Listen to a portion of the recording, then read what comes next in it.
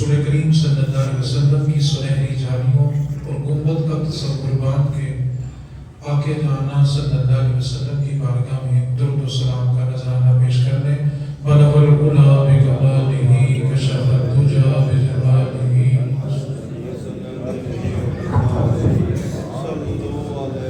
बलगल उला बिकमालिही कशफत दुजा बिजमालिही हसनत जमीअ मसालिही। अल्लाह रब्बुल इज्जत ने कुरान पाक में इरशाद फरमाया फज़कुरूनी अज़कुरकुम, तुम मेरा जिक्र करो मैं तुम्हारा चर्चा कर दूंगा। और दूसरे मुकाम पे अल्लाह ने फरमाया इन्नल्लाह ला युखलिफुल मिआद, अल्लाह अपने वादे के खिलाफ नहीं करता। रब जो वादा फरमा लेता है फिर उस वादे को पूरा फरमाता है। अब अल्लाह का ये वादा है फज़कुरूनी अज़कुरकुम, तुम मेरा जिक्र करो मैं तुम्हारा चर्चा कर दूंगा। हम देखते हैं 1000 साल बीत गया है, हालांकि एक ही दौर के अंदर लाखों लोगों का इंतकाल होता है, लेकिन 1000 साल बाद तज़किरा सिर्फ दाता अली हजवेरी का हो रहा है। 1000 साल होने को है, तज़किरा सिर्फ ख्वाजा मोइनुद्दीन चिश्ती का हो रहा है। हालांकि उस दौर के अंदर लाखों लोग दुनिया से गए, लेकिन तज़किरा किसी एक का क्यों? उसकी वजह ये कुरान पाक की आयत है कि फज़कुरूनी अज़कुरकुम, तुम मेरा जिक्र करो मैं तुम्हारा चर्चा कर दूंगा। औलिया अल्लाह ने अपनी अपनी जिंदगी के मुताबिक अल्लाह का जिक्र किया।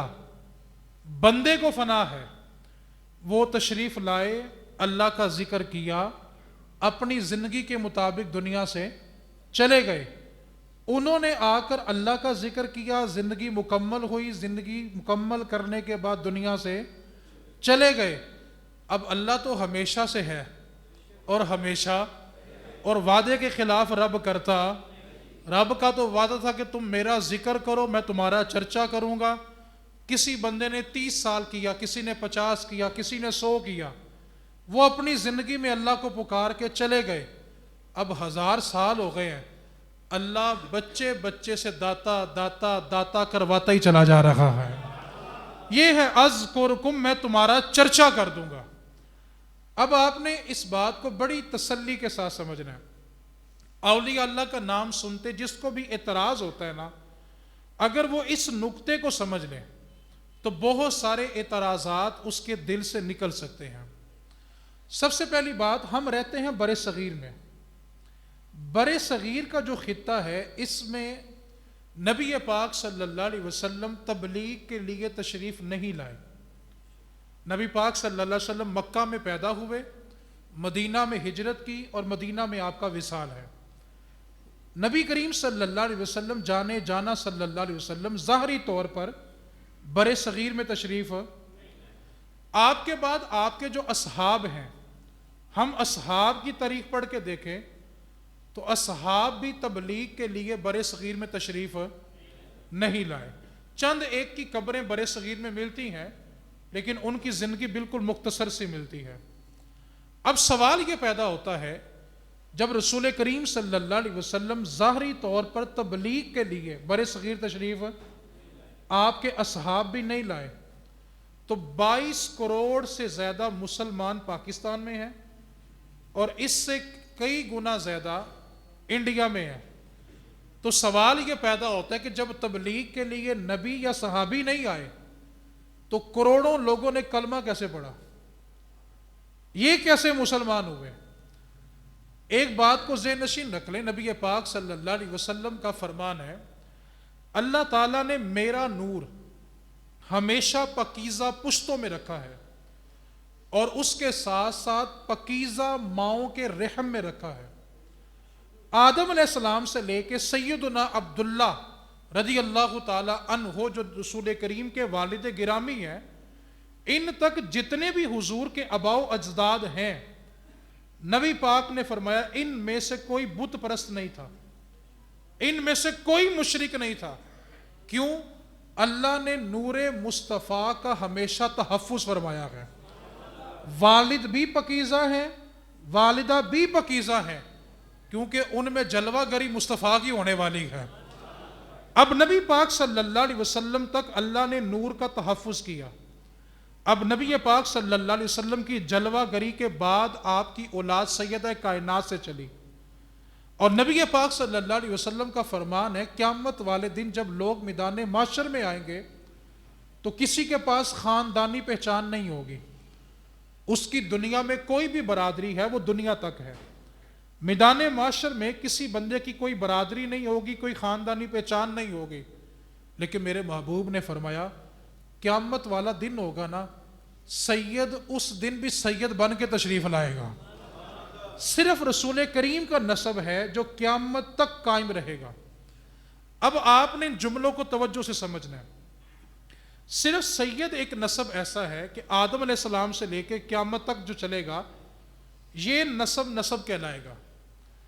اب اس کے بعد دنیا میں جتنے بھی نسب پائے جاتے ہیں، جتنی بھی برادریاں پائی جاتی ہیں، کوئی برادری یہ دعویٰ نہیں کر سکتی کہ میرے سارے آباء و اجداد مسلمان تھے۔ مثال کے طور پہ آپ کو مجھے اپنے پردادا تک کے نام آتے ہوں گے، اس سے اوپر ہمارا والد کون تھا ہمیں نہیں پتا۔ اب سوال یہ پیدا ہوا کہ جب برے صغیر میں نبی پاک صلی اللہ علیہ وسلم جلوہ گر ظاہری طور پہ، اور نبی پاک کے بعد آپ کے اصحاب بھی ظاہری طور پہ تبلیغ کے لیے برے صغیر نہیں آئے، تو یہاں جو کروڑوں مسلمان بستے ہیں ان کے بڑوں کو کلمہ کس نے پڑھایا تھا؟ تو جو بندہ جتنا بڑا معترض ہے، جتنا بڑا بھی اعتراض کرنے والا ہے، جب وہ اس نقطے پر پہنچے گا نا، اس نقطے پہ کہ یار سوال تو بنتا ہے کہ جس خطے میں ہم رہتے ہیں اللہ کے نبی نہیں آئے، نبی پاک کے اصحاب نہیں آئے، تو پھر ہمارے بڑے، ہمارے آباء و اجداد مسلمان کیسے ہوئے؟ تو سوچنے کے بعد ڈنڈی مار لے، اس کے بعد بھی اس کی نگاہیں آ کر دو شخصیات پہ رک جائیں گی۔ ایک شخصیت کو خواجہ معین الدین چشتی کہتے ہیں اور دوسری کو داتا علی حجویری کہتے ہیں۔ یہ دو شخصیات ایسی ہیں جنہوں نے ہمارے بڑوں کو کلمہ پڑھایا اور ان کی نسل میں سے ہم مسلمان پیدا ہوئے۔ میں کہتا ہوں آپ اللہ کے ولی کا کوئی احسان نہ مانیں یار، آپ سارے احسانات چھوڑ دیں، ان کی ساری زندگی کی خدمات دین کو آپ چھوڑ دیں، نہ مانیں، ہم آپ سے بضد نہیں ہیں۔ اور میں کہتا ہوں او نجدیو، کلمہ پڑھانے کا بھی احسان گیا، او کم از کم کلمہ پڑھنے کا تو احسان مان لو نا۔ سوال ہے میرا، بتائیں ہمارے آباء و اجداد، میں دعوے سے کہتا ہوں میں بھی آپ بھی اپنی اپنی پشتوں میں 6-7 پشتیں اوپر چلے جائیں نا، کسی کا والد سکھ تھا، کسی کا ہندو تھا، ہمیں تو معلوم بھی نہیں کہ ہم کس کی نسل میں سے ہیں، تو میں کیوں نہ داتا علی حجویری کو داتا کہوں، میں کیوں نہ خواجہ کو خواجہ کہوں، جس نے آ کے میرے باپ کو کلمہ پڑھایا، اور ان کی برکت سے آج میں ممبر رسول پہ بیٹھ کر اپنے رب کی باتیں کر رہا ہوں، اس کے مصطفیٰ کی باتیں کر رہا ہوں۔ تو ہم ان ولیوں کا احسان کیوں نہ مانیں؟ آپ باقی کوئی کرامت نہ مانیں، آپ ساری کرامتیں کہہ دیں بھی ہم نہیں مانتے، مان لیا، پہلے یہ تو ثابت کرو کہ تم مسلمان گھرانے میں ہو۔ تو بڑوں کو مسلمان کیا کس نے تھا؟ نہ نبی آئے نہ صحابی آئے یہاں پر، تو تمہیں ماننا پڑے گا کہ خواجہ صاحب جب ہندوستان میں آئے تھے تنہا تھے، لیکن جب خواجہ صاحب کا جنازہ اٹھا تھا نا، تو آپ 95 لاکھ لوگوں کو مصطفیٰ کا کلمہ پڑھا کے گئے ہیں۔ 95 لاکھ لوگوں کو آپ نے کلمہ پڑھایا ہے، اور بھائی ان کی نسلوں میں سے آپ بھی ہیں، میں بھی ہوں۔ تو مجھے بتائیں یار، جس ولی نے ہمارے بڑوں پہ اور ہماری قیامت تک آنے والی نسل پہ اتنا بڑا احسان کیا کہ ہمیں گائے کو پوجنے سے بچا کر گنبد خضرا کے سائے میں کھڑا کیا ہو، پھر بتاؤ دن چاہتا ہے کہ نہیں چاہتا کہ جب ان کا دن آئے تو بندہ کھلے دل کے ساتھ کہے ہاں میں خواجہ کو خواجہ مانتا ہوں اور داتا کو داتا ماننے والا مسلمان ہوں۔ یہ تو ان کا احسان ہے ہمارے اوپر۔ تو اس لیے آپ اللہ کے ولیوں کی کوئی بات مانے نہ مانے، کم از کم کلمہ پڑھنے کا احسان مانے۔ کہ آپ کے اور میرے بڑوں کو کلمہ ان دو شخصیات نے پڑھایا ہے۔ رسول رحمت صلی اللہ علیہ وسلم کی حدیث پاک ہے، صحیح بخاری اور صحیح مسلم دونوں میں حدیث ہے، متفقن علیہ حدیث پاک ہے۔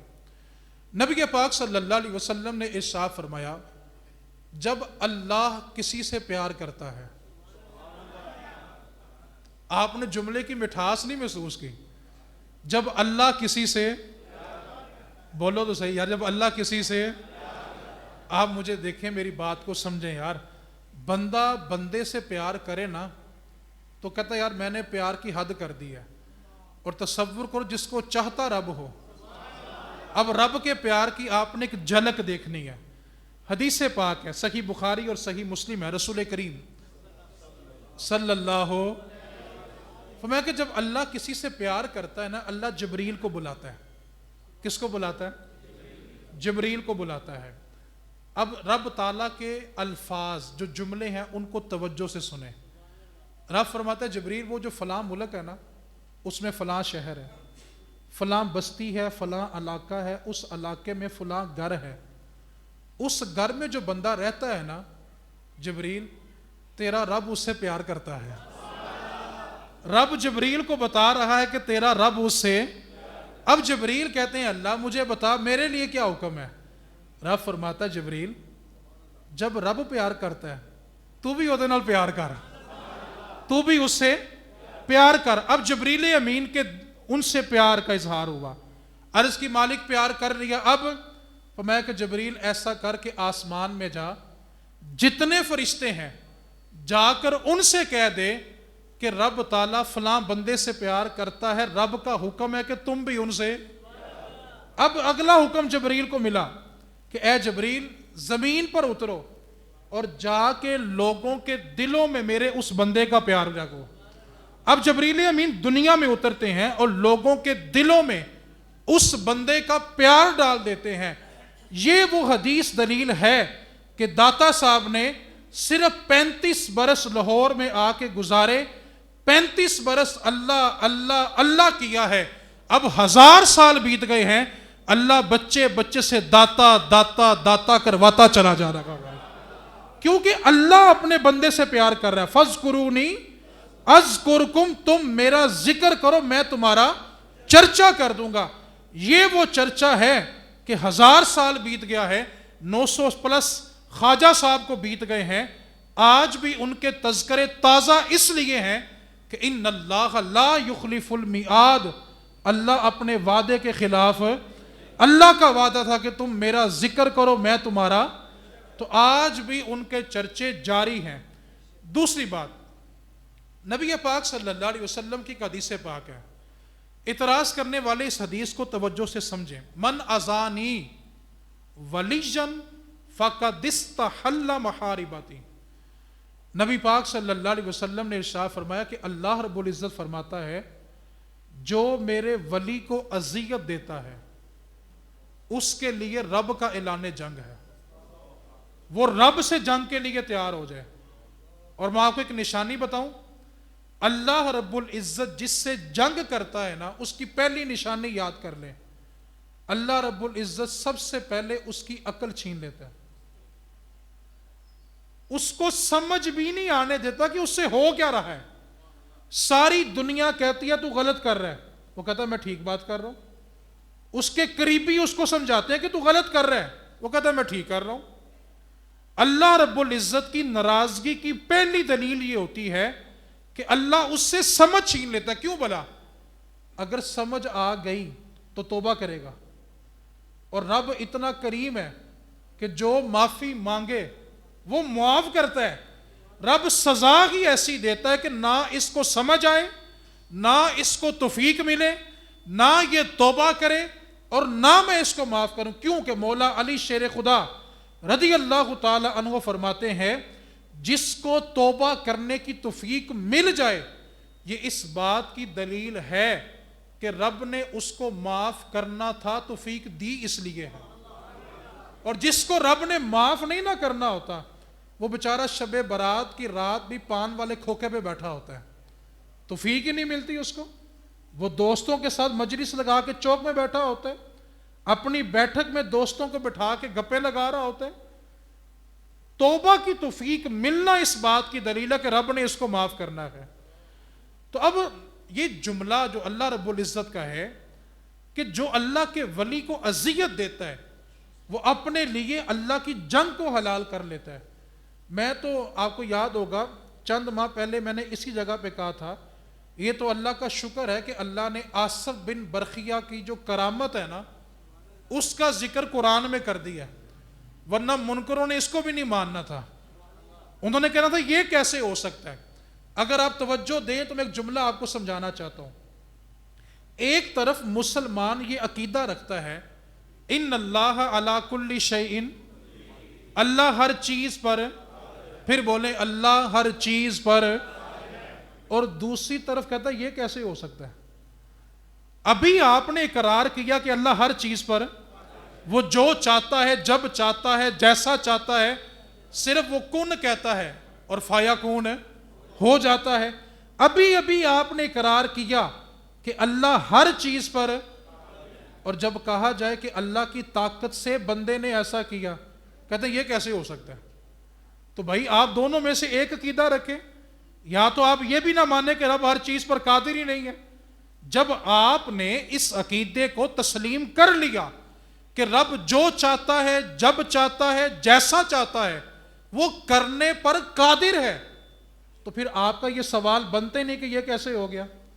اب آپ حدیث پاک سنیں، صحیح بخاری ہے، نبی پاک صلی اللہ علیہ وسلم نے فرمایا، اللہ تعالیٰ فرماتا ہے کہ جب میں کسی بندے سے پیار کر لیتا ہوں نا، کسی بندے سے، ایک بات کو یاد کر لیں، پیار کا اظہار بھی ضروری ہوتا ہے۔ کیا کہا جی میں نے؟ کچھ لوگ نا پیار کا اظہار نہیں کرتے، ساری زندگی خاموش رہتے ہیں اور جانے کے بعد کہتے ہیں یار بندہ ٹھیک سی۔ پیار کا اظہار کیا ہے، کرنا کیا ہے، اس کی دلیل دوں جی میں۔ جب آپ ناراض ہوتے ہیں تو ناراضگی کا اظہار کرتے ہیں کہ نہیں کرتے؟ آپ کا رویہ ناراضگی کا اظہار کرتا ہے کہ؟ تو یار جب نفرت کا اظہار کرتے ہو تو پیار کا کیوں نہیں کرتے؟ ہم قوم نفرت کا اظہار کر لیتے ہیں لیکن پیار کا اظہار، تو پیار کا اظہار بھی ضروری ہے۔ اب حدیث پاک کو سنیں، اللہ فرماتا ہے جب میں کسی سے پیار کرتا ہوں، اور پیار کا اظہار کرنا سنت خدا بندی ہے، اللہ فرما رہا ہے میں پیار کرتا ہوں، پھر کیا ہوگا جی؟ میں اس کی آنکھ بن جاتا ہوں، اس کے ہاتھ بن جاتا ہوں، اس کی زبان بن جاتا ہوں، اس کے پاؤں بن جاتا ہوں۔ اب بخاری ہے، پڑھ کے سناؤ کیا ترجمہ کرو گے؟ رب فرما رہا ہے کہ میں جس سے پیار کروں اس کی آنکھیں بن جاتا ہوں۔ اب تم کہو گے شرک ہو گیا، یعنی خدا کے جملوں کو شرک کہو گے؟ رب فرما رہا ہے میں اس کی آنکھ بن جاتا ہوں، کیوں؟ اس سے پیار رب کر رہا ہے۔ پھر ہوگا کیا کہ آنکھ اس کی ہوگی، اس نے میں دیکھنے میں جو طاقت ہوگی نا وہ میرے خدا کی ہوگی۔ ہاتھ بندے کا ہوگا لیکن اس میں جو طاقت آئے گی وہ خدا کی طرف سے آئے گی۔ زبان اسی کی ہوگی لیکن اس میں خدا کی طاقت بولے گی۔ پاؤں اسی کے ہوں گے لیکن چلنے کی طاقت اس میں خدا کی ہوگی۔ یہی تو وجہ ہے جب موسیٰ علیہ السلام نے رب تعالیٰ کی ایک صفاتی تجلی، اور اس بات کو سمجھیں، صفاتی تجلی تھی، ایک ہوتی ہے ذاتی اور ایک ہوتی ہے صفاتی، یعنی ذات ہو تو صفات ہوتی ہیں۔ جیسے ایک بندہ ہے، اب وہ عالم ہے، ڈاکٹر ہے، طبیب ہے، کوئی بھی ہے، ذات ہے تو صفات ہے۔ اللہ رب العزت نے اپنی ذاتی نہیں صفاتی تجلی موسیٰ علیہ السلام کو دکھائی دی، اور جو صفاتی تجلی تھی نا براہ راست نہیں تھی، اس کا عکس تھا، اس کا بھی سایہ تھا۔ کوہ طور سلامت نہیں رہا، موسیٰ علیہ السلام بے ہوش ہو کے زمین پہ تشریف لے آئے، لیکن جب ہوش آیا تو موسیٰ علیہ السلام کی نظر کا کمال بلا کیا تھا کہ جب اللہ پیار کرے اور دیکھنے کی طاقت خدا کی ہو۔ موسیٰ علیہ السلام جب مجھے ہوش آیا تو 27 میل دور، کتنے میل جی؟ کالی رات میں کالے پتھر پہ جو چونٹی رینگا کرتی تھی نا، میں موسیٰ اس کو بھی دیکھا کرتا تھا۔ اللہ کی طاقت یہ ہے کہ 27 میل دور کالی رات میں کالے پتھر پہ جو چونٹی رینگ رہی ہے، اللہ کی صفاتی تجلی کا عکس دیکھنے کے بعد نظر کا کمال یہ ہے کہ 27 میل دور کالی رات بھی ہے، کالا پتھر بھی ہے, اس پر چونٹی رینگ رہی ہے, تو موسیٰ 27 میل دور سے دیکھ رہے ہیں. تو میں قربان نہ جاؤں اس مصطفیٰ پہ جو 18,000 سال رب کے سامنے بیٹھ کے رب کا ذاتی نظارہ کر کے آئے ہوں گے. سناؤ وہ مصطفیٰ جب نظر اٹھاتے ہوں گے تو مصطفیٰ کی نظر کا کمال کیا ہوگا یار. جب اللہ کسی سے پیار کرے تو آنکھ اسی کی ہوگی, لیکن دیکھنے کی طاقت خدا کی ہوتی ہے. پڑھو بخاری, ہاتھ اسی کا ہوتا ہے لیکن طاقت خدا کی ہے. جیسے آصف بن برقیہ آنکھ جھپکنے سے پہلے این یرتد الیک طرفک, قرآن کریم کے الفاظ ہیں. آصف بن برقیہ نے کہا تھا حضور آپ آنکھ جھپکیں, میں اس سے پہلے تخت آپ کے قدموں میں لاؤں گا. تو اب کوئی بتائے نا کہ کیسے آیا. اب قرآن ہے, انکار بھی نہیں کر سکتے. قرآن کا انکار کریں گے تو ایمان سے جائیں گے. یہ تو اللہ کا احسان ہے کہ اللہ نے اس کا تذکرہ قرآن میں کیا. تو مہربانی کریں اولیاء کا نام سن کے تیش میں نہیں آنا. آپ کوئی احسان نہ مانے, کوئی کرامت نہیں ماننی, نہ مانے, وہ کم از کم خواجہ صاحب اور داتا صاحب کا احسان تو مانے کہ ہم مسلمان ہیں. ہمیں کلمہ پڑھا دیا, ہمارے آباء و اجداد کو مسلمان کیا.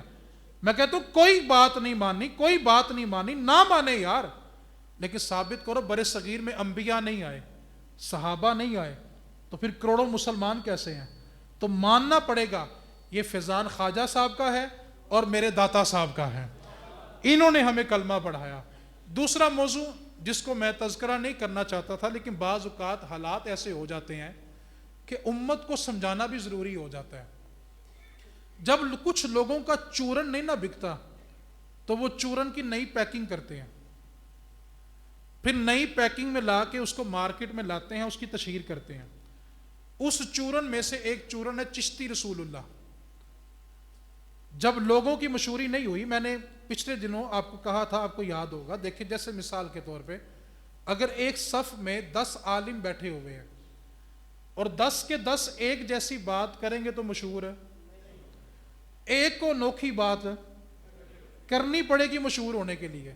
یہ بس انوکھی بات والا اور مشہور ہونے والا مسئلہ ہے کہ ویسے چورن بکا نہیں تو چلو چورن اس طرح بیچ لیتے ہیں. یہ دعویٰ کیا گیا کہ نعوذ باللہ یہ سنیوں کا بنیادی عقیدہ ہے چشتی رسول اللہ. آپ نے ایمانداری سے بتانا ہے کہ فیس بک پر یہ واقعہ آنے سے پہلے کبھی آپ نے سنا بھی تھا؟ جس قوم نے کبھی سنا بھی نہ ہو اس کا بنیادی عقیدہ کیسے ہو گیا؟ اس امت کو اس کا علم بھی نہ ہونا اس بات کی دلیل ہے کہ یہ ہمارا بنیادی عقیدہ ہے ہی نہیں ہے. اب میں اس پہ چند ایک باتیں آپ کے سامنے رکھتا ہوں.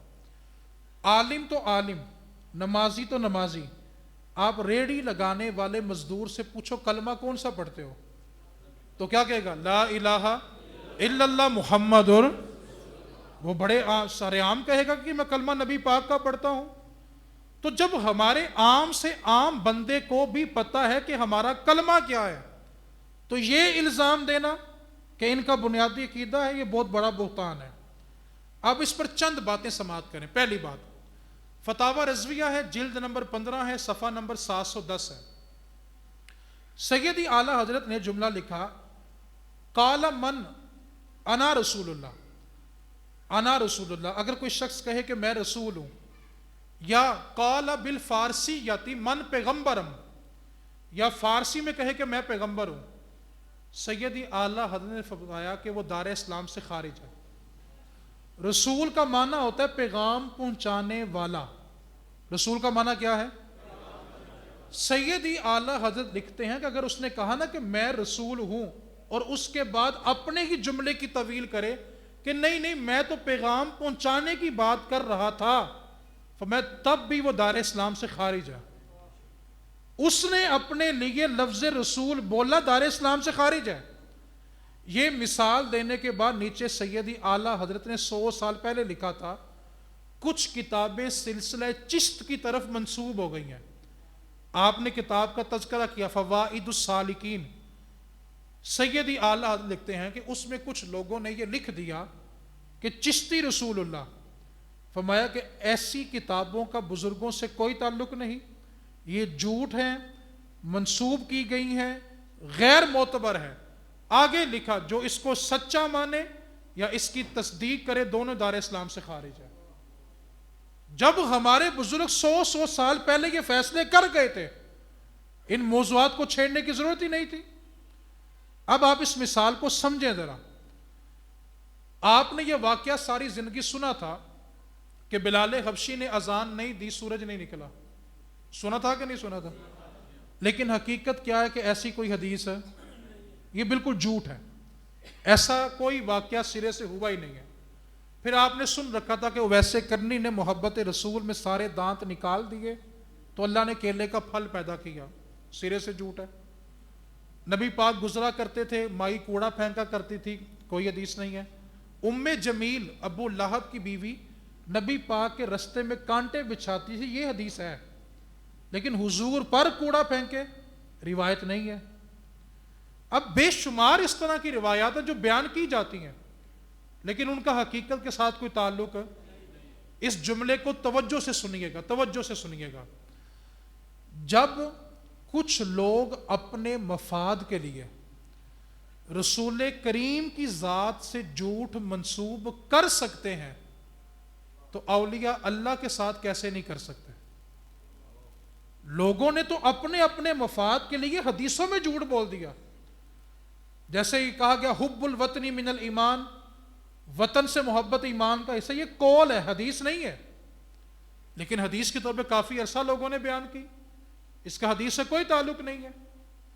تو جب لوگ اپنے مفاد کے لیے, اپنے مفاد کے لیے, اپنی مشہوری کے لیے, خالی مسئلہ چشتی رسول اللہ کے نہیں ہے, تبری کو پڑھ کے دیکھیں, انہوں نے تو جھوٹ بولتے وقت انتہا کی تو معاویہ رسول اللہ بھی لکھا ہوا ہے. اب لوگوں نے اگر اپنی مشہوری کرنے کے لیے کتابوں میں ایسی بات کر دی, یا کسی اور بندے نے اسلام کو بگاڑنے کے لیے کتاب میں ایسی بات کو داخل کر دیا, تو 100 سال پہلے سیدی اعلیٰ حضرت کا فتویٰ جلد نمبر 15 میں موجود ہے کہ وہ دار اسلام سے خارج ہے. جب ہمارے اسلاف نے فیصلہ کر دیا کہ جو یہ کلمہ پڑھے یا مانے یا تصدیق کرے وہ دار اسلام سے خارج ہے, تو جب ہم خود کہتے ہیں وہ کافر ہیں تو چورن بیچنے کی ضرورت ہی کیا ہے؟ تو اس لیے خواجہ صاحب تو خواجہ صاحب, خواجہ صاحب سے اوپر ہیں تو غوث پاک. اگر غوث پاک کے بارے کو کہے کہ یہ رسول ہیں تو دار اسلام سے, تابعین کے بارے کہے تو دار اسلام سے, صحابہ کے بارے رسول کہے تو دار اسلام سے. حتیٰ کہ ہم اگر اوپر چلے جائیں تو اگر کوئی امام حسن کے بارے رسول کہے تب بھی دار اسلام سے, امام حسین کے بارے کہے تب بھی دار اسلام سے, خود مولا علی کے بارے کوئی رسول کا لفظ استعمال کرے تو دار اسلام سے, اور اگر امام الصحابہ جناب صدیق اکبر کے بارے کو کہے تب بھی دار اسلام سے.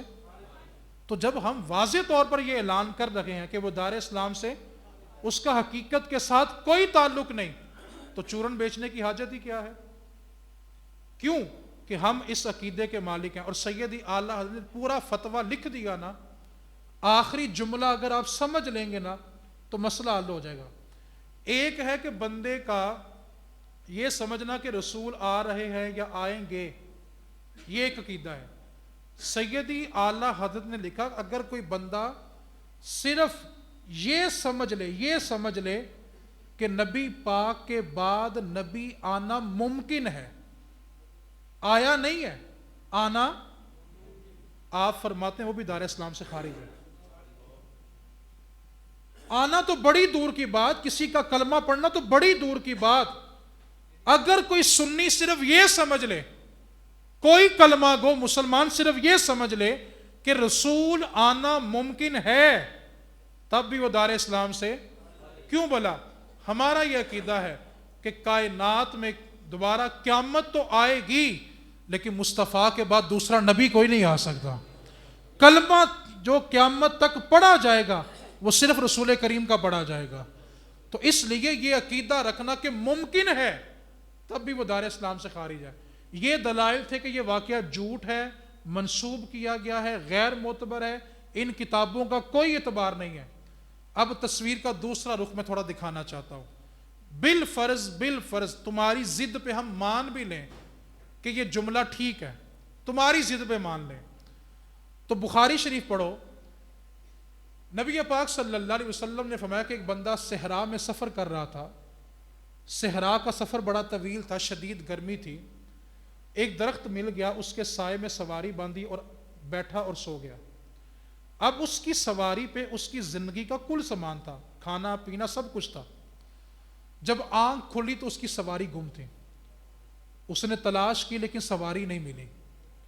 وہ تھک ہار کے دوبارہ درخت کے سائے میں آ کے بیٹھا اور موت کا انتظار کرنے لگا، کیونکہ صحرا کا سفر ہے، کئی دنوں کا ہے، نہ پانی ہے نہ کھانا ہے، شدید گرمی ہے، اب صرف موت ہے. نبی پاک فرماتے، صحیح بخاری پڑھ رہا ہوں، وہ انتظار کرتے کرتے اس کی آنکھ لگ گئی. لیکن جب وہ دوبارہ بیدار ہوا تو دیکھتا ہے کہ سواری سر پہ کھڑی ہے، اس کی سواری لوٹ آئی. تو نبی پاک صلی اللہ علیہ وسلم نے صحابہ بتاؤ بندہ کتنا خوش ہوا ہوگا. صحابہ نے کہا آقا اس کی تو خوشی کی انتہا نہیں ہوگی.